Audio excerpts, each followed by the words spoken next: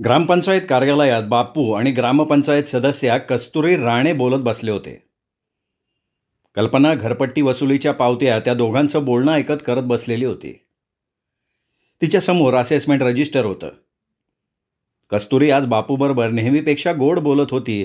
तिच्या पोटात काहीतरी स्वार्थ आहे हे धूर्त बापूंनी लगेच तिच्या बोलण्यावरनं ओळखलं. रात्री तिचं आणि तिच्या नवऱ्याचं बोलणं झालं होतं. त्या मुद्द्याला कसा हात घालायचा याचा विचार कस्तुरी मनामध्ये करत होती आणि शेवटी तिने धीर करून बापूंना विचारलं, बापू, आमच्या वाडीच्या रस्त्याच्या पाखाडीच्या कामाचं काय झालं? पावसाळ्यात जाण्या येण्यासाठी लोकांची लय गैरसोय होती बघा. मला वाडीतले लोक त्याच्याबद्दल सारखं विचारतात. त्या पाखाडीच्या कामाला मंजुरी मिळाली. ₹25,000 त्या कामाला झालेत मंजूर. त्यासाठी मला किती दगदग करावी लागली माझं मला ठाव आहे. दिल्या घेतल्या बिगर हापिसात कोण कागदाला हात लावत नाही. लोकांना विचारायला काय जाते? उंटावईनं शेळ्या हाकणारी माणसं आपल्या गावात मोळप आहेत. पण मग आता काय अडचण आहे त्या कामात? आता अडचण नाही. एक ठेकेदार बघतो आणि कामाला सुरुवात करतो. बापू, तुम्हासनी एक सांगू का? पाखाडीचं काम आमच्या वाडीचं आहे. माझा नवरा ते काम करायला तयार आहे. त्यांचं आणि माझं रात्री तसं बोलणं बी झालं आहे. तुम्ही आम्हाला पाखाडीचं काम द्या. आम्ही गावच्या देवळाला ₹500ची स्वखुशीनं देणगी देऊ. कस्तुरी मगापासनं आपल्याबरोबर गोडगोड का बोलतेय याचा आता बापूंना लगेच उलगडा झाला. तिचं बोलणं त्यांना आवडलं नाही. बापू नापसंतीच्या सुरात तिला म्हणाले, कस्तुरी, तुला मी खरं सांगू का? तुझ्या नवऱ्याला पाखाडीचं काम द्यायला माझी तशी काय बी हरकत नाही, पण बापू थांबलात का? बोला की, तुमची काय अडचण आहे ते तरी मला कळून दे. कस्तुरी, तुला ठाऊक आहे, मागं आपल्या ग्रामसभेत असा ठराव झालाय का गावातल्या लोकांनी पंचायतीची कामं द्यायची नाहीत म्हणून. गावातले ठेकेदार असल्यामुळं नंतर त्यांना काय बोलता येत नाही. बाहेरचा ठेकेदार असला तर त्याची मानगूट पकडून आपल्याला काम करून घेता येतंय. आपली लोक काम घेतात आणि नीट करत नाही. ते अर्धवट काम करतात, पैसा मात्र लगेच उचलतात, मग ती पंचायत गोत्यात. तेव्हा तू याचा आधी नीट विचार कर. बापूंच्या बोलण्यात नकार घंटा होती हे कस्तुरीच्या ध्यानात आलं. तिच्या नवऱ्याने तिला चोख बजावून सांगितलं होतं की काय बी झालं तरी पाखाडीचं काम मलाच मिळालं पाहिजे. ती थोड्या घुस्यात बापूंना म्हणाली, बापू, माझ्या नवऱ्याला नाही नोकरी. गावातला एकुदा माणूस काम करून पोट भरत असन तर त्याला आपण लोकांनी मदत करायला पाहिजे. गेल्या वर्षी तुम्ही मी नको म्हणत असताना चिमा ठेकेदाराला पाण्याची टाकी बांधायचा कंत्राट दिला. ती टाकी यंदाच्या पावसाळ्यात कोसळली. तेव्हा तुम्ही त्याला जाऊन त्याचा जाब विचारला. कस्तुरी, चिमा ठेकेदाराला काम द्यायचं म्हणून संपूर्ण बॉडीने तो निर्णय घेतलाय. मी एकट्यानं नाही घेतला. पण बापू, ते 50,000 सरकारचं पाण्यात गेलं त्याचं काय? गावातला ठेकेदार असता तर आपण त्याच्याकडनं ती टाकी पुन्हा बांधून तरी घेतली असती ना. कस्तुरी, आता विषय तूच काढलाय म्हणून तुला सांगतो. गेल्या साली तू तुझ्या घराची नवीन पडवी बांधली. त्यासाठी तू चिमाकडनं 10 सिमेंटच्या बॅगा घेऊन गेली.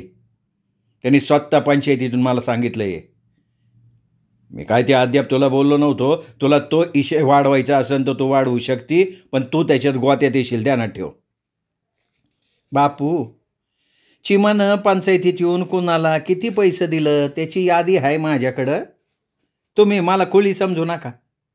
तुम्ही फक्त पाखाडीचं काम कोणाला देणार आहोत एवढं मला सांगा. चिमाचा विषय मी पुण्य काढणार नाही. एखाद्या प्रकरणामध्ये दुसऱ्याला कसं अडकवायचं हे या बाईला चांगलं ठाऊक होतं. बापू तिला स्पष्टपणे म्हणाले, कस्तुरी, तुला सांगायला हरकत नाही, आमदारांचा वाढदिवस होता त्या दिवशी मी त्यांच्या पार्टीत होतो. भीमा राठोडसुद्धा त्या पार्टीत होता. आमदारांनी मला पाखाडीचं काम भीमा राठोडला द्यायला सांगितलंय, तेव्हा त्यांचा शब्द मला पाळला पाहिजे. भीमा चांगलं काम करतो. तुला तुझं कमिशन मी द्यायला सांगतो त्याला. त्यांचं बोलणं ऐकलं आणि कस्तुरी मनात उदास झाली. संध्याकाळी नवऱ्याला काय सांगायचं हा तिच्यापुढे आता प्रश्न पडला होता. येन केन प्रकारे 2 पैसे मिळावेत हा तिच्या मनातला हेतू होता. दीर्घ निश्वास सोडून ती बापूंना पुन्हा म्हणाली, बापू, सर्व शिक्षा अभियान योजनेतनं आपल्या मराठी शाळेसाठी 2 नवीन खोल्या बांधायच्या होत्या. त्या कामासाठी तुम्ही BDO साहेबांना भेटणार होता. त्याला बिवरनं मंजुरी मिळाली. एकूण 4 लाखाचं काम आहे ते. माझा नवरा करीन की ते काम. कस्तुरी कामं मिळवण्यासाठी जीवाचा आटापिटा करत होती.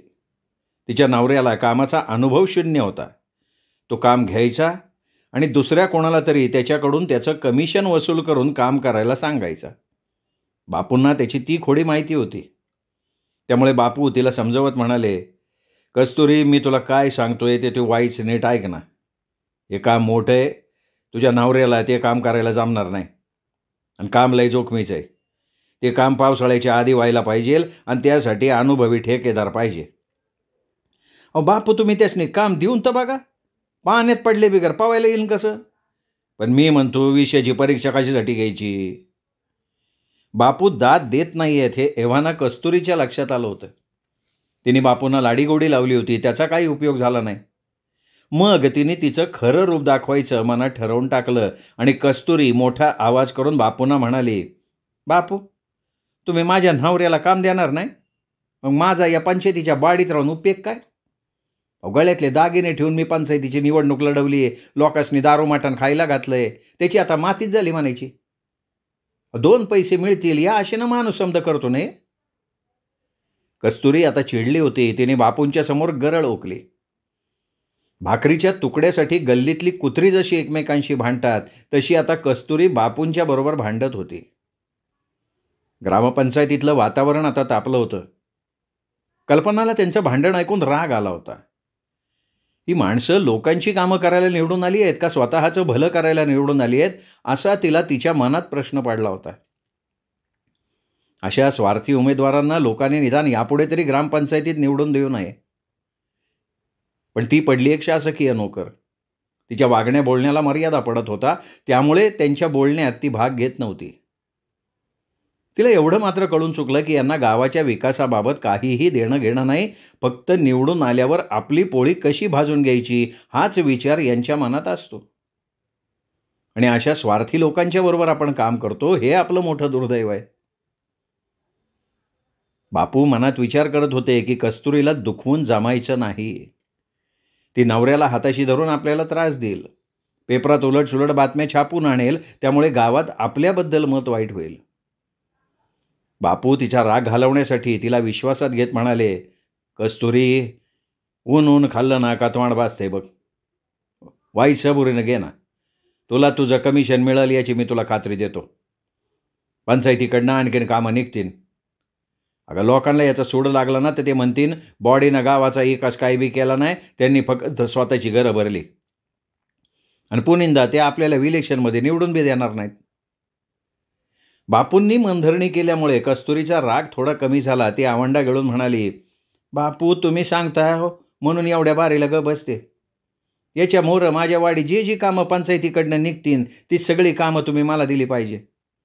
माझा बी परपंच आहे. माझ्या पात्रात 2 लेकरं आहेत. नुसत्या शेती संसार करायचा कसा? उद्या आपण पंचायतीतून निवडून आलो नाही म्हणजे कोण बी गावात आपल्याला विचारणार नाही. ताडीच्या झाडाखालनं आलं तरी लोक म्हणतात ताडी पिऊन आले. कस्तुरीला 2 मुली होत्या आणि आता ती 3ऱ्या खेपेला गरोदर राहिली होती. तिला चांगलं माहिती होतं की शासनाच्या नियमाप्रमाणे 3 अपत्य असलेल्या उमेदवाराला ग्रामपंचायतीची निवडणूक लढवता येत नाही. 3ऱ्या वेळी मुलगा होईल अशी तिला आशा वाटत होती. ग्रामपंचायतीच्या 5 वर्षांच्या कालावधीमध्ये चांगली कमाई करून ठेवली तर पुढे आपल्या मुलांना शिक्षणासाठी त्याचा उपयोग होईल. आणि यासाठी तिला तिच्या नवऱ्याची फूस होती. मासिक सभेच्या वेळी ती काही मुद्दे उपस्थित करायची आणि ग्रामपंचायत सदस्यांना कोंडीत पकडायची. तिच्या नवऱ्याला गावात बऱ्याच जणांचा विरोध होता. बापू तिला म्हणाले, ए बघ कस्तुरी, लोकांचा विरोध पत्करून मी तुझ्या नवऱ्याला पाखाडीचं काम दिलं नसतं. पण खरी गोमाशी आहे का विधानसभेचं इलेक्शन होतं त्या टायमाला गावठणवाडीच्या रस्त्याचं काम आम्ही सुरू केलं होतं. त्यावेळी तुझ्या नवऱ्यानं आचारसंहितेचा भंग झाला म्हणून गावाच्या नावासकट पेपरात बातमी दिली. तेव्हा गावाची नाचक्की झाली म्हणून लोक तुझ्या नवऱ्यावर बिथरलेत. माझा नवरा ते काम करणार होता आणि पंचायतीला त्याचं 15% परमानं कमिशन सुधीक देणार होता. तुम्ही ते काम दुसऱ्या ठेकेदाराला दिलं म्हणून तेचनी त्याचा राग आला. अगं पण त्यांनी ती बातमी पेपरात नाही द्यायला पाहिजे होती ना. बापू, तुम्ही त्या ठेकेदाराला गावठणवाडीचं काम दिलं, पण तो ठेकेदार शेवटी काम अर्धवट टाकून पळाला. मग काय उपयोग झाला त्याचा? माझ्या नवऱ्याने ते काम पुरं तरी केलं असतं. कस्तुरी, तो ठेकेदार का पळून गेला तुला ठाव आहे का? नाही बा. सांगतो. गावातली माणसं त्याला पैशासाठी लय त्रास द्यायला लागली. तो तरी कुणाला म्हणून पैसे देईन. महादेव खोतानं रस्त्याचं काम अडवलं तेव्हा त्यानं त्याच्याकडे 10,000 मागितलं. रोजगार हमीच्या रस्त्याच्या कामाचं पैसे मामलेदार कचेरीतून मिळतात. तेव्हा मामलेदाराला कारकुनाला पैशाचं पाकिट द्यायला लागते. या समद्यांना पैसे देऊन तो ठेकेदार वैतागला. काम त्याच्या अंगलट आलं म्हणून तो पळून गेला. मग मी माझ्या नवऱ्याला आता सांगून ठेवते, ह्याच्यामुळं मी पंचायतीत असे पाहावेत, पंचायतीच्या विरोधात बातमी छापून आणायची नाही. मगापासून बोलून बापूंच्या घशाला कोरड पडली होती. त्यांनी छातीत ताजी हवा भरून घेतली. तांब्यातलं पाणी भांड्यात ओतून घेऊन ते पोटभर प्यायले आणि रुमालानं तोंड पुसत ते कल्पनाला म्हणाले, मॅडम, आपल्याकडे गेल्या वर्षी साली अतिवृष्टी झालती. त्यामध्ये जमिनीला भेगा पडून आपली नळ पाणी योजनेच्या पाईपलाईनची मोठी नुकसान झाली. त्याची पंचनामा करून सावंतभाऊनी तालुक्याला पाठवली होती. त्याची अद्याप नुकसान भरपाई पंचायतीला मिळालेली नाही. तुम्ही परत एकदा BDO साहेबांना तसं पत्र लिहून कळवा. ठीक आहे, मी आत्ताच तसं पत्र BDO साहेबांना लिहिते, कल्पना त्यांना म्हणाली. बापूंना आणखीन कसली तरी आठवण झाली. मॅडम, गावातल्या रस्त्याचे सिमेंटचे लाईटचे खांब उभं करून झालेत. लाईटीच्या सामानाचं कोटेशन घेऊन आलोय मी. करीम शेठ कौचाली उद्यान परवा सामान घेऊन येईन. बापू, कोटेशन आणि बिलाच्या पावत्या मला फाईलमध्ये लावून ठेवाव्या लागतील. बापूंनी खिशात ठेवलेलं कोटेशन आणि सामानाच्या बिलाच्या पावत्या काढून कल्पनाच्या हातात दिल्या. कल्पना त्या बिलाच्या पावत्या पाहून नाराजीनं त्यांना म्हणाली, बापू, अहो हे सगळं साहित्य फार महागडं आहे. ऑडिटच्या वेळी ऑडिटरनं एवढं महाग साहित्य का विकत घेतलं असं जर मला विचारलं तर मी त्यांना काय उत्तर देणार? ना मॅडम, तुम्ही त्याची अजिबात काळजी नाही करायची. दारू मटण खायला घातलं ना का ऑडिटर वक्य म्हणतोय, झटकन सही करून टाकतोय. कल्पना त्यांचं उत्तर ऐकून हताश झाली. समुद्रात भरकटत जाणाऱ्या नावेप्रमाणे तिची गत झाली होती. तिला ग्रामपंचायतीतलं हे गलिच्छ राजकारण सहन होईना आणि त्यांना काही समजावूनही सांगता येईना. तिची विचित्र अवस्था झाली होती.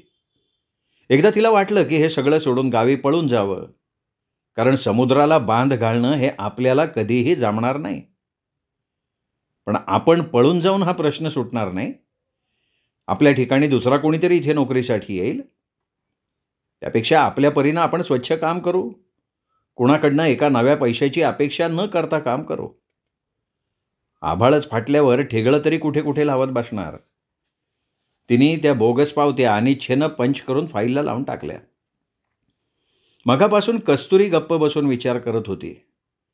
उद्या ग्रामपंचायतीत जाऊन कोणकोणती कामं करायची याचा विचार तिने रात्री केला होता. तिला आणखीन एका गोष्टीची आठवण झाली. ती आवंढा गिळून बापूंना केंद्रीय आवाजात म्हणाली, बापू, ऑफिससाठी आपल्याला अनेक एक गोदरेजचं कपाट घ्यायचं म्हणून आपलं मागच्या मीटिंगमध्ये ठरलं होतं. मी तुम्हाला आठवण करण्यासाठी उपसरपंच सुगंधाबाईंना तसं सांगितलं होतं. कस्तुरी, ती बाय काय कामाची नाही. तिला आपण इलेक्शनला उभी केली ती आपली चूक झाली म्हणायची. मलाच समज करावं लागतंय. मघापासून त्यांचं बोलणं ऐकत काम करणारी कल्पना बापूंकडे बघत म्हणाली, बापू, मी त्या कपाटाचं कोटेशन आणलंय. तुम्ही आम्हाला नाही विचारता कोटेशन आणलं कसं? कस्तुरीने आवाज मोठा करून तिला विचारलं. अहो, मी परवा तालुक्याला गेले होते म्हणून आणलं. कस्तुरी, उद्याचा दिवस चांगला आहे. मला आमदारांनी भेटायला बोलिवलंय. मी तिकडं जाणार आहे. तुम्ही उद्या तालुक्याला जाऊन गोदरेज, कपाट आणि प्लॅस्टिकच्या खुर्च्या आणायच्या. ग्रामपंचायतीत नवी बॉडी आल्यावर काहीतरी सुधारणा झाली असं लोकांनी दिसलं पाहिजे ना. उद्या आपल्याला धनलाभ होणार म्हणून कस्तुरीचा चेहरा आनंदानं उजळून निघाला. ती कल्पनाला लगेच म्हणाली, मॅडम, उद्या तुम्ही दुसरं कोणचं बी काम करायचं नाही. उद्या आपण सामान खरेदीसाठी तालुक्याला जाऊ. मी उपसरपंच बाईला तसा निरोप देते. ठीक आहे, कल्पना मान वर न करता म्हणाली. थोडा वेळ कोणी काही बोललं नाही. सर्वत्र शांतता पसरली होती. डोक्यावर पंख्याची घरघर सुरू होती. बापूंनी कल्पनाकडे बघत तिला विचारलं, मॅडम, पळसगावला मोरे नावाचे ग्रामसेवक आहेत ना? हो. काय झालं त्यांचं? आमदारांचा वाढदिवस होता तेव्हा मी त्यांच्या पार्टीत होतो. दारू मटण कोणाला काय पाहिजे ते माणसं घेऊन खात होती. तुमच्या BDO साहेबांनी त्यांना भेट म्हणून सोन्याची अंगठी आणली होती. तेव्हा तिथं मोरेचा इशे निघाला. आमदारांनी तुमच्या साहेबांना स्पष्ट सांगितलं की त्या उपसरपंचावर पोलीस कंप्लेंट दाखल करायची नाही. बाकीचं काम असतं ते मी बघतो म्हणले. अहो, तो उपसरपंच आमदाराच्या खास मर्जीतला माणूस आहे. विधानसभेच्या इलेक्शनला त्या उपसरपंचानं त्या पट्ट्यातली जवळजवळ 10,000 मतं आमदाराला मिळवून दिली होती. अशा माणसाला आमदार पाठीशी नाही घालणार, मग कोणाला घालणार? ग्रामपंचायतीत चर्चा चालू असताना बाबल्या एक पाय ओढत आत आला. त्याच्या चेहऱ्यावर लाचारी होती. तो डोळ्यांपुढे दिसताच कल्पनाच्या कपाळावर नाराजीची सूक्ष्म आठी उमटली. त्याच्याकडे रागानं बघत बापू मोठ्या आवाजात म्हणाले, मॅडम, या झोंड माणसाला हिथं कधी थारा देऊ नका. टोप्या घालण्यात अख्ख्या तालुक्यात याचा कोणी हात धरणार नाही. बापू त्याला एवढं बोलले तरी त्याचा बाबल्यावर काही परिणाम झाला नाही. तो हसत हसत त्यांना म्हणाला, काय आज पंचायतीची मीटिंग आहे वाटतं. म्हणजे चहा पाण्याची बी सोयी असणार. हा, तू त्याचीच वाट बघत बस. बापू, मी माझ्या लेकीकडे चहा पाणी मागतोय, तुम्ही कशा बाहेर रागवताय? हा, बाबल्या कल्पनाला लाडीगोडी लावण्यासाठी लेकीचं नातं चिकटवायचा. साहेबांकडे त्यांनी तिची वर्दी लावल्यामुळे तो तिच्या मनातनं पार उतरला होता. बाबल्या, चाले तू आता मॅडमला लाडीगोडी लावतो, मग तू त्यांची तक्रार सभापतीकडे का केली रे? तुझ्यामुळे त्यांना बीडीओची बोलणी खायला लागले ना. बापू, मॅडम मला म्हणल्या जा म्हणून मी साहेबांकडे गेलतो. मी तुम्हाला माहिती विचारायला सांगितली होती, माझी तक्रार करायला सांगितली नव्हती. काय रस्सा आले? ते पैसे घेऊन केलं काय तू बाबले? दारू मटण खाऊन खर्चच केले ना. तुला ते फुकटचे पैसे कधी पाचायचे नाहीत. एक टोपली भर तरी त्या पाऊलवाटेव कधी माती टाकली का तू? बापू, तुम्ही सुधीक तुमच्या वाडीच्या पाऊलवाट दुरुस्तीचे पैसे घेता तेव्हा आम्ही कधी तुम्हाला विचारले का? अरे, तुमच्यासारखे आम्ही एकटे नाही पैसे खात. आधी ते पैसे समद्या वाडीत वाटून घेतो, नाही तर सार्वजनिक कामासाठी त्या पैशाचा आम्ही उपयोग करतो. बापूंना हादरा देत बाबल्या हसत हसत म्हणाला, बापू, आता पंचायतीशी जेव्हा इलेक्शन होईल ना तेव्हा मी उभा राहणार आहे. मी निवडून आलो ना, मीच गावचा सरपंच. अरे, तू गावचा सरपंच झाला ना तर गावचं वाटुळं झालं म्हणून समज. काय तुम्ही बापू मला खोळा समजू नका. आमच्या वाडीला राव तुम्ही जावा तवा डावलताव. कधी तुझ्या वाडीला मी डावलं सांग बरं? मग तुम्ही आमच्या वाडीत काय सुधारणा केली? तुमची तेवढी तुम्ही सुधारणा करताव. त्याचं बोलणं ऐकून बापूंचं पित्तच खवळलं. ते त्याच्याकडे रागाने बघत म्हणाले, रांडाच्या, तुम्हाला पंचायतीत येऊन विचारतोय, ग्रामसभेत का नाही विचारलं रे तू? बापू, उगा चिडताव. मी मस्करीत म्हणलो तुम्हाला. काय म्हणावं घेऊ नका. हे बघ बाबल्या, तुला एकदा सांगून ठेवतोय, आता आपल्या ग्रामपंचायतीत लेडीज ग्रामसेवक आहेत. तेव्हा तू तुझं काम असलं तर हापिसात ये, नाही तर उगा हापिसची पायरी चढायची नाही. मॅडमनी तुझी तक्रार केली तर आम्ही तुझी गय करणार नाही, ध्यानात ठेव. बापू, तुम्हाला बी मी एक गोष्ट सांगून ठेवतो. तुम्ही जरी मला जियालात नेऊन टाकलं ना तरी मी माझ्या लेकीला भेटायला येणार. लेकीला भेटायचं नाही असं अजून पावत सरकारनं कायदा केला नाही. चाल्या, तू तुझं तोंड मीठ. तुझ्या मोहरा बोलण्याचा शहाणपणाच नाही. मग काय आज चहा पाणी आहे का नाही? इथं काय कोणाचं लगीन नाही आहे. माझ्या लेकीचं लगीन लवकर ठरल, मी तिला आशीर्वाद देतो. मग तू त्यांच्याकडे चहा पाणी माग. बापू, मला त्यांच्याशी बोलायला वेळ नाही आहे. कल्पना बाबल्याला झिडकारत म्हणाली, रांडाच्या निघ आता. मॅडम काय म्हणल्या ऐकलं ना तू? बाबल्याला सगळ्यांनी झिडकारलं म्हणून तो मनातनं निराश झाला. बसल्या जागेवरनं झटकन उठला आणि जगू जगू असं ओरडत तो ग्रामपंचायत कार्यालयातनं बाहेर पडून निघूनही गेला. बाबल्या दिसेनासा झाल्यावर बापू हळू आवाजात कस्तुरीला म्हणाले, काल रात्री बापल्याच्या घरात कांदाल झाली वाटतं. सकाळी टपरीवर लोक बोलत होते. नाही, मला नाही ठावं. तो टपरीवाला तो क्या म्हणत होता की बाबल्याचा पोरगा त्याच्यावर कोयती घेऊन त्याला माराय गेलता. याचं पोरगा लय तर शिंग आहे. मॅडमनी दिलेले पैसे आणि दारू मटण खाऊन संपवले. त्याच्या पोराला ते कळलं. यानं घरात एक नवा पैसा दिला नाही त्यातला. चंद्री सुधीक त्याच्या पोराच्या बाजूने आहे. हा दिसभर लोकाचं उकिरडं फुकतो, रात्री गिळायला तेवढा घरी जातो. तरीच तो आज घरात जात नाही आहे. तुम्हासनी मी एक गोष्ट सांगून ठेवतो, त्याच्यामुळं पंचायतीच्या गोष्टी कधी बोलायच्या नाहीत. त्याला गहाण सवय आहे. तो समद्या गावात त्याची बोंब मारत जातो. बापू, मी माझं लगीन झाल्यापासून त्याला चांगलं वलगते. तेवढ्यात बाहेर मोटरसायकलचा आवाज ऐकू आला. सगळ्यांच्या नजरा तिकडे वळल्या. गाडी उभी करून तलाठी कांबळे ग्रामपंचायत कार्यालयात आले. बापूंना नमस्कार करून खुर्चीत बसले. कल्पनानं त्यांना प्यायला पाणी दिलं. बापूंनी त्यांची चौकशी करत विचारलं, कांबळे भाऊसाहेब बेस हाव ना? हां. ग्रामपंचायतीत कसं काय येणं केलं? दीर्घ निश्वास टाकून कांबळे म्हणाले, परवा आमची मीटिंग झाली. त्यात रावसाहेबांनी आम्हाला कलेक्टर साहेबांचं एक पत्र वाचून दावलं. त्या पत्राप्रमाणे आता सगळ्या घरांची बिनशेती करून त्यांनी जेव्हापासनं घर बांधलंय तेव्हापासनं त्यांच्याकडनं दस्तानं दंड वसूल करायचा आहे. महसूल मंत्र्याचा तसा आदेश आहे. मॅडमकडं घरांची माहिती घ्यायला आलतो. कांबळे तलाठ्याचं बोलणं ऐकून बापू मनातनं अस्वस्थ झाले. तिजोरीत पैसा कसा येईल याचा शासनानं विचार करून सामान्य शेतकऱ्यांना वेठीला धरलं होतं. हजारो रुपये दंड करून त्यांच्याकडनं ते सक्तीनं वसूल करून घेण्यात येणार होते. विकासाला पैसा हवा आहे म्हणून आमदार खासदार सुद्धा तोंडातून अधिवेशनात ब्र काढत नव्हते. महसूल खात्याला वेठीला धरून त्यांच्याकडनं युद्धपातळीवर ते काम करून घेत होते. त्यात सामान्य माणसं होरपळून गेली होती. त्यांना कोणी वाली उरला नव्हता. तालुक्यात कोणी आमदारांच्याकडे सक्तीच्या बिनशेती वसुलीबद्दल तक्रार घेऊन गेलं की आमदार तेवढ्यापुरते चिडत. तलाठ्याला कोणी पैसा देऊ नका, तो वसुलीला आला तर त्याला बांधून ठेवा म्हणत. बिचारे सामान्य कार्यकर्ते आमदारांच्या बोलण्यावर विश्वास ठेवून वागायला जात आणि गोत्यात येत. वसुलीचे पैसे दिल्याशिवाय महसूल खातं त्यांचं कुठलंही काम करत नसे. त्यामुळे झक मारत त्यांना वसुलीचे पैसे द्यावेच लागत. शासनाचं बिनशेती वसुलीचं काम हळूहळू सुरू होतं. बापू नाराजीनं कांबळे तलाठ्यांना म्हणाले, भाऊ हा गोरगरिबावर अन्याय आहे. अहो एखाद्यानं 30 वर्षापूर्वी घर बांधलं असेल तर त्याला त्या वर्षापासून दंड भरावा लागेल. हे बघा बापू, आमचा नाईलाज आहे. आम्ही वसुली नाही केली की साहेब आमचा पगार देत नाही, आम्हाला शोकॉज नोटीस देतोय. मग झक मारत आम्हाला वसुली करायला लागती. आम्ही वसूल केलेला पैसा शेवटी विकास कामासाठी ग्रामपंचायतीकडे वर्ग केला जातो ना.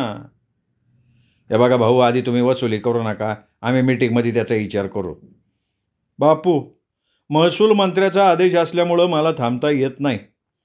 ही वसुली राज्यात सगळ्या गावात सुरू आहे, त्यामुळे राज्यात चांगली प्रगती आहे. त्यामुळे आपोआप देशाची सुद्धा प्रगती होतीये. त्यामुळे वर्तमानपत्रात याची कितीही बोंबाबोंब झाली तरी उपयोग काही होणार नाही. फक्त तलाठी वाईटाचा धनी होतोय याचं दुःख वाटतंय. बापूंना तलाठ्याचं दुःख समजत होतं. मागच्या महिन्याच्या 15 तारखेला बिनशेती वसूल बंद करण्यासाठी आमदारांच्या सांगण्याप्रमाणे तालुक्यातनं भव्य मोर्चा काढून तो तहसील कचेरीवर नेण्यात आला होता. स्थानिक वर्तमानपत्रात फोटोसकट बातमी आली होती छापून. अधिवेशनाचं नाव सांगून तालुक्याचे आमदार मोर्चात सहभागी झाले नाहीत, ते मुंबईला निघून गेले. लोकांना, कार्यकर्त्यांना उल्लू बनवण्यासाठी त्यांना मोर्चा काढायचा आदेश दिलेला होता. बापू कांबळे भाऊंना एवढंच म्हणाले की भाऊ, वाईच लोकांना सांभाळून घ्या, जनता गरीब आहे. बापू, वरून कितीही तगादा आला तरी मी पैशासाठी लोकांना तगादा लावणार नाही. त्यांना मिळतील तसे पैसे मी घेईन, पण मला काम बंद करून चालणार नाही. माझी सुद्धा नोकरी आहे. नाही, तुम्ही तुमचं काम करा ना. मग लयच बॉम्बाबॉम्ब व्हायला लागली तर मग बघू काय करायचं ते. शेवटी तो पैसा पंचायतीलाच मिळणार आहे. मॅडम, मला तुमचं असेसमेंट रजिस्टर द्या. मला त्यातनं घरांची माहिती हवी आहे. कधी पाहिजे तुम्हाला? 2-3 दिवसानं मिळाली माहिती तर चांगलंच होईल. ठीक आहे, मी गावातल्या घरांची यादी लवकर तयार करून ठेवते. मी माझ्या कोतवालाला पाठवतो, तुम्ही त्याच्याकडे यादी द्या. चालेल. कांबळे तलाठी आले तसे मोटरसायकलवरनं निघून गेले. ग्रामपंचायत कार्यालयात येऊन बापूंना खूप वेळ झाला होता. वेळ कसा निघून गेला हे त्यांना कळत नव्हतं. बापू घरी जायचा विचार करत असताना त्यांच्या कानावर जय भीम असा खणखणीत आवाज पडला. बापूंनी त्यांची मान दाराकडे वळवली. ग्रामपंचायत सदस्य सिद्धार्थ गमरे दरवाज्यातून हसत हसत येत असताना बापूंनी बघितलं. त्याच्या अंगावर सफारी होती, पायात चकचकीत पॉलिश केलेले बूट होते. गमरे बापूंच्या समोर रिकाम्या खुर्चीत ऐटीत बसला. अलभ्य लाभ असं म्हणून बापू त्याच्याकडे डोळे विस्फारून पाहत होते. गमरे ग्रामपंचायत सदस्य होता, पण चुकून कधी मीटिंगला हजर नसायचा. ग्रामसभेत सुद्धा तो हजेरी लावत नसे. त्याचा तालुक्याला पोल्ट्रीचा व्यवसाय होता, त्यात त्यांनी बक्कळ पैसा कमावला होता. कधीतरी ग्रामपंचायत कार्यालयात यायचा आणि याचं काय झालं, त्याचं काय झालं हे विचारत राहायचा. तालुक्यात येणं जाणं असल्यानं तो कायद्याची भाषा बोलायचा. रासू गवई, रामदास आठवले, प्रकाश आंबेडकर यांची नावं त्याच्या तोंडात नेहमी असायची. त्याच्या हातात नेहमी दैनिक सम्राट हे वर्तमानपत्र असायचं. आपण दलितांचे फार मोठे पुढारी आहोत या तोऱ्यात तो नेहमी वागायचा. बापू त्याला सहसा दुखवत नसत. त्याच्याकडे बक्कळ पैसा असला तरी त्याच्या वाडीत गरिबांसाठी 2 पैसे खर्च करण्याची त्याची दानत नव्हती. एकदा दैनिक सम्राटमध्ये समाज कल्याण खात्याकडून मागासवर्गीयांना मोफत घरकुलं बांधून द्यायची बातमी छापून आली होती. सिद्धार्थ गमरेनं रात्री वाडीची मीटिंग घेतली आणि ती बातमी त्यांनी मोठ्या रुबाबात लोकांना बुद्धविहारमध्ये वाचून दाखवली. पुढे त्यांना कसलंही सहकार्य केलं नाही. तो त्याच्या पोल्ट्रीचा धंदा बघत होता आणि माहिती नसल्यानं लोकांना त्या योजनेचा फायदा घेता आला नाही. गमरे खुर्चीत बसल्यावर बापूंनी त्याला विचारलं, गमरे शेठ, 20 तारखेला ग्रामसभा झाली, तुम्ही ग्रामसभेला आला नाही. बापू, आलो असतो ग्रामसभेला, पण माझं वाईच आठवले साहेबांच्याकडं काम होतं, मग त्यांच्या घरी गेलतो मुंबईला. गमरे शेठ, तुम्ही जर ग्रामसभेला आलाच नाही तर तुमच्या वाडीत ज्या अडचणी आहेत त्या पंचायतीला कशा कळणार? अरे बापू, तुम्ही हो ना, घ्या की सांभाळून, नंतर येऊन मी माझी साईन करतो ना. हे बघा, माझ्या वाचून पंचायतीचं काम अडथा कामा नाही. मगापासून मूग गिळून गप्प बसलेली कस्तुरी त्याच्याकडे बघत म्हणाली, गमरे शेठ, तुमच्या वाडीची नलपट्टी घरपट्टी थकली, लोक भरीतच नाहीत. तुम्ही वाईस मीटिंग घेऊन त्याला सांगा की. अरे, आमची लोक कधी सुधारणारच नाहीत. मागं मी मीटिंग घेऊन घरकुल योजनेची माहिती दिली होती. 31 मार्चपर्यंत मुदत होती त्याला. याकडनं बी अर्ज नाही भरला. यांना चावून भरवायला पाहिजे बघा. यांना दारू प्यायला पैसा गावतो, पण पंचायतीत घरपट्टी भरायला त्यांना पैसा भेटत नाही. बाळू तुमच्या वाडीत वसुलीला जातो, लोक पैसे देत नाहीत म्हणून परत येतो तो. गमरे मग कल्पनाकडे वळाला. तिला मोठ्या आवाजात म्हणाला, मॅडम, तुम्हाला सांगून ठेवतो एक, याच्या मोहर आमच्या बुद्धवाडीचा एक जरी माणूस पंचायतीत त्याच्या कामाला आला तर आधी तुम्ही त्याच्याकडनं सगळी वसुली करून घ्यायची आणि मग त्याचं काय काम असेल ते करायचं. त्याला कुठं तक्रार करायची ना करू दे, बघून घेईल मी. तुम्ही नाही त्याचा इशारा करायचा. गमरे शेठ, ग्रामपंचायतीकडनं तुमच्या वाडीला जी भांडी मोफत मिळते ती भांडी सुद्धा घरपट्टी नळपट्टी भरावी लागेल म्हणून तुमच्या वाडीचे लोक घेऊन जाण्यासाठी येत नाहीत पंचायतीत. काय साला दळिद्री लोक आहेत. एवढं सरकार त्यांना देतंय पण त्यांना नीट घेता येत नाही. हे बघा, आपण ती भांडी परत त्या दुकानदाराला विकून टाकू आणि त्यांच्या नावच्या वसुलीच्या पावत्या फाडून टाकू, दुसरा वेलाच नाही. आणि कोणी तक्रार केली तर आपण समजीच गोत्यात येऊ. बापू, आमच्या वाडीत कोणी तक्रार केलं ना, घरात जाऊन कान फडवेल मी त्याच्या. हे बघा, काय असन ते मी बघतो. आपण बी काय कमी नाही. मंत्रालयात सुदेक आपली वट आहे. मी त्याची तोशीश कधी पंचायतीला लागू देणार नाही, याची तुम्हाला गॅरंटी देतो मी. बापू कल्पनाकडे वळाले आणि म्हणाले, मॅडम, गमरे शेठ काय म्हणले ऐकलं ना? तुम्ही आता लगे कामाला लागा. या आठवड्यात बुद्धवाडीची समधी वसुली संपूर्ण करून टाका. गमरे शेठ त्यांच्या वाडीची वसुली करायला तुम्हाला मदत करतील. कल्पनानं तोंडातनं शब्द काढला नाही. तिने मान हलवली, तिची मूक संमती दिली. मागासवर्गीयांना वाटप करायची भांडी विकून टाकली म्हणून कोणी समजा तक्रार केली तर आधी कल्पना गोत्यात येणार होती. म्हणून तिच्या तोंडनं हो म्हणायचं धाडस तिला झालं नाही. थोड्या वेळानं गमरेच्या तोंडाचा पट्टा पुन्हा सुरू झाला. बापू, आमच्या वाडीत जायला रस्ता नाही. आमच्या वाडीत एखादा माणूस शीक पडला तर त्याला रिक्षात घालून दवाखान्यात नेता येत नाही. लोक मला विचारत हो की तुम्ही पंचायतीचे सदस्य आहे, तेव्हा तुमच्या वाडीत जायला रस्ता नाही, काय सांगणार त्यांना? गमरे शेठ, त्यात एक वांदा आहे. कसला? आमदार साहेब मला म्हणाले की गमरे शेठना मला एकदा भेटायला सांगा, मी त्यांच्या वाडीत लगेच रस्ता नेतो. बापू, आमच्या वाडीत रस्ता जाऊ नये म्हणून त्यांनी त्याच्यात खो घातली. ते मला का भेटायला बोलावतात मला ठाव आहे ना. आमच्या वाडीची त्यांना येत्या इलेक्शनमध्ये 100% मतं पाहिजे. नाही, ते काय मला ठाव नाही. त्यांचा निरोप मी तुम्हाला सांगितला बस. थोडा वेळ गमरे शांत बसला. बापू त्याला आणखीन एक धक्का देत म्हणाले, गमरे शेठ, राग मानू नका, पण माझ्या कानावर असायलंय. वाडीत रस्ता नेण्यासाठी तुम्ही घरपट ₹200 वसूल केले. बापूंचे शब्द ऐकले आणि सिद्धार्थ गमरे तव्यातल्या मक्याच्या लाह्याप्रमाणे उडायला लागला. आवाज मोठा करून घोगऱ्या आवाजात म्हणाला, बापू तुम्हाला कोणी सांगितलं त्याचं नाव मला सांगा, चांगला दांडकून काढतो त्याला. अरे मला काय भीक लागली काय? रगड पैसा आहे आपल्याकडं. ज्या शेतकऱ्याच्या जमिनीतून रस्ता जाणार आहे त्याचा 100 रुपयाच्या स्टॅम्प पेपरवर संमती नको का लिहून घ्यायला? जेव्हा काम असेल तेव्हा मोहरं कोण होत नाही. अरे डॉक्टर बाबासाहेबाची जयंती होती त्या दिवशी वर्गणी काढून माझ्या बायकोनं वाडीतल्या सगळ्या बायकांना पांढऱ्या साड्या आणल्या. तर ती सुडकेची बायको गौतमी वाडीत बायकाला सांगायला लागली की माझ्या बायकोने त्याच्यात माप पैसे खाल्लं म्हणून. आमचे लोक कधी सुधारणार नाहीत हो. आमच्या वाडीत आहेत 2 पार्ट्या. मी पंचायतीला निवडणुकीला उभं राहतो. मला रोज त्यांना रोज दारू रोज मटण खायला घालावं लागते. घरटी 100 रुपये द्यावे लागतात तेव्हा कुठं निवडून येतोय मी. तालुक्याला बाबासाहेबांच्या जयंतीचा कार्यक्रम असतो तेव्हा 4 टकलीसुद्धा घरातनं बाहेर नाही पडत. माणसाकडं पैसा आला तर त्याच्या वागण्या बोलण्यात कमालीचा बदल होतो. गमरेशेठ त्याला अपवाद नव्हता. गमरेशेठ वाडीतल्या भानगडी ग्रामपंचायतमध्ये येऊन सांगायच्या. वाडीत 2 पार्ट्या होत्या त्यामुळे वाडीतलं वातावरण तापलेलं असायचं. गमरे त्यात आणखीन तेल ओतायचा. बुद्धवाडीत गेल्या वर्षी एक घटना घडली होती. वाडीतल्या लोकांनी हातात लाठी काठी घेऊन एकमेकांची डोकी फोडली होती. एका नाजूक प्रकरणामुळे वाडीत भांडणाला तोंड फुटलं होतं. सुडकेची बायको जयश्री ही तशी चावचाल बाई. वाडीतल्या राहुलबरोबर तिचे अनैतिक संबंध होते. राहुलनं वयाची 30शी ओलांडली होती. तो लग्न करायला अजिबात राजी होत नव्हता. सुडक्या दारुड्या होता. राहुल त्याला दारू पाजायचा आणि रात्री त्याच्याकडे वस्ती करायचा. काही दिवसांनी वाडीत लोक कुजबूज करायला लागले. बुद्ध विहारमध्ये लोकांनी 2-3 बैठका घेऊन त्यांना समजावून सांगितलं.